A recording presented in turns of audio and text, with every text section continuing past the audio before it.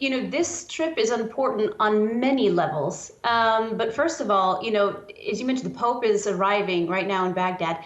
This is the first time a Pope has ever set foot inside of Iraq, which is a very big deal given the history, the ancient Christian history in this country. It's often referred to as the cradle of Christianity. So this is a very, very important trip for the Christians in the region who in recent years and decades have suffered discrimination and persecution, often violent.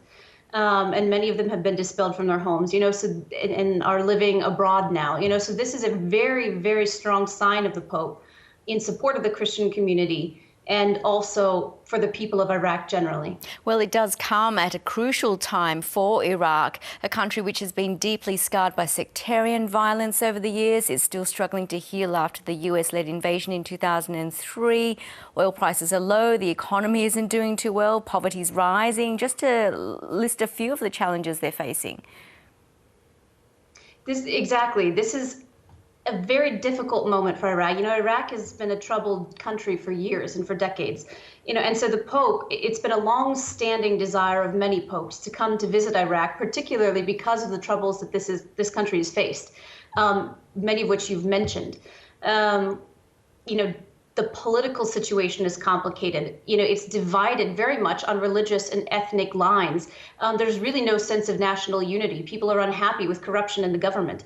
And the Pope, his coming is really a sign that many people are hoping will bring a message of unity and of peace, to say, look, regardless of all of the drama that's happened, regardless of the difficulties we're facing, let's take a breath. Let's look at the fact that we're all Iraqis. We're not divided into these little subgroups, which is sometimes could be more stronger than the national identity.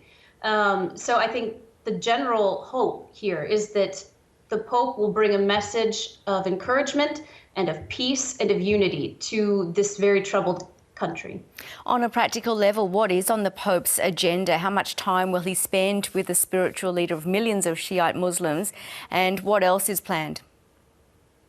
So, this afternoon, it's a very good question. This afternoon, when the Pope arrives, he'll be meeting with the Iraqi authorities, the president, the prime minister, the diplomatic corps. He'll be spending several hours with them.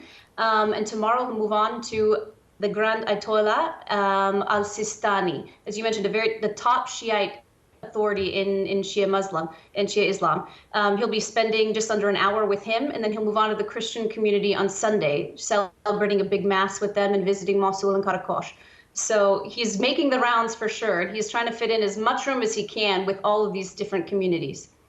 It's also the first foreign trip by the Pope since the pandemic struck. There are health and safety concerns surrounding this. What has the Vatican said?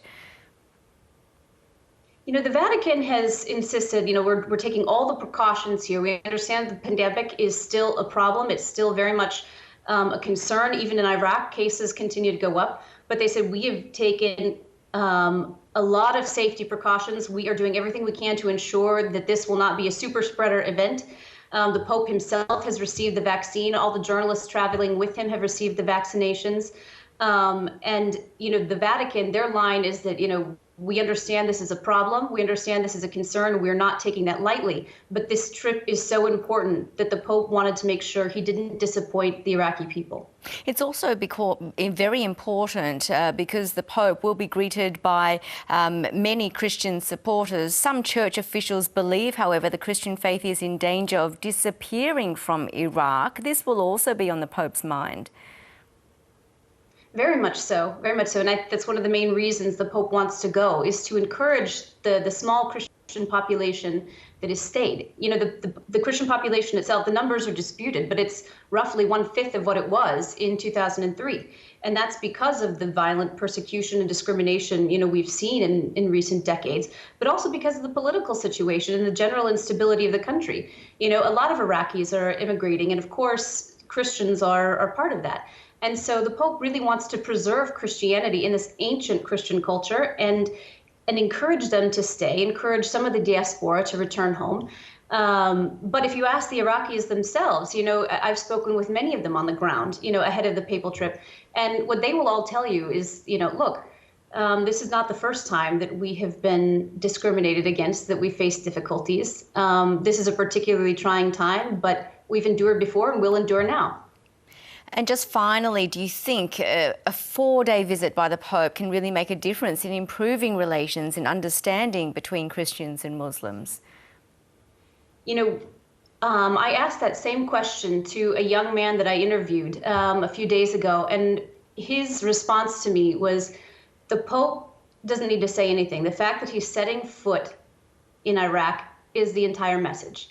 The fact that he's coming says it all. And that in itself is enough of an inspiration, enough of a sign of hope, and enough of an impetus, I think, to drive that message and to drive the Pope's agenda also on interfaith relations forward. Elise Allen, thank you so much for joining us. Really good to get your thoughts. Thank you. Thank you, Yvonne.